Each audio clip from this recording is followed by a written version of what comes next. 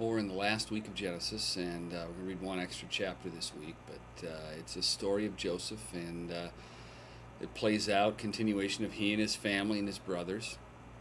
Just a couple things that I want to touch on this week as you read this story, which is pretty self-explanatory as it goes, but one of the things to keep in mind for this week and for a lot of the weeks we're going to read in the Old Testament, this is really an account of what Joseph did, how he acted, what he did, what he was feeling, what he thought.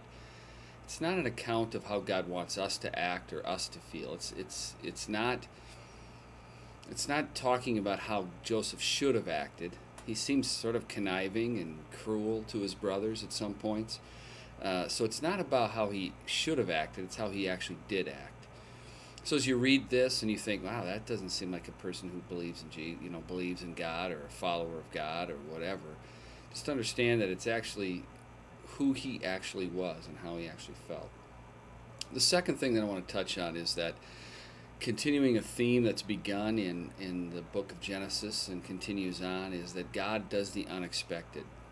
Joseph, as Jacob, his father, is dying, brings his two sons, Manasseh and Ephraim, to Jacob to be blessed.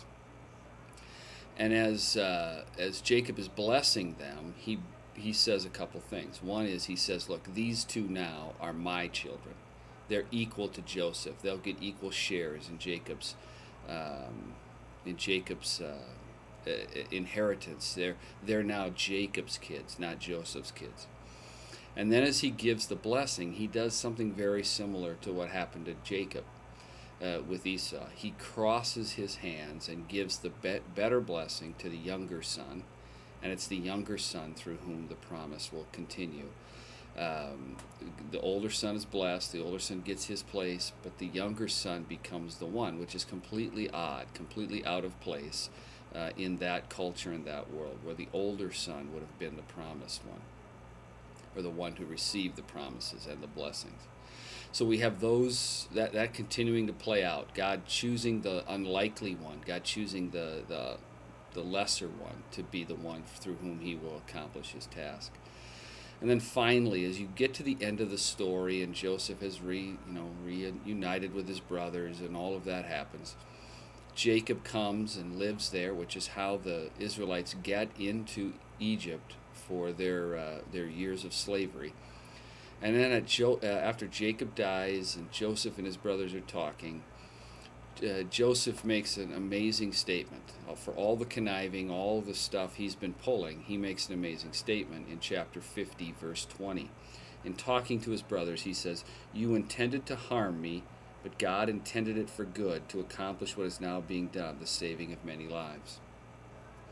It's really an interesting and probably a very God-pleasing way to look at the events of our lives. The people around us sometimes intend to harm us, and they do, and life is hard, and we get hurt, but God can use and does use those circumstances to change us, to make us better, to bring about other circumstances that we could never have dreamed of.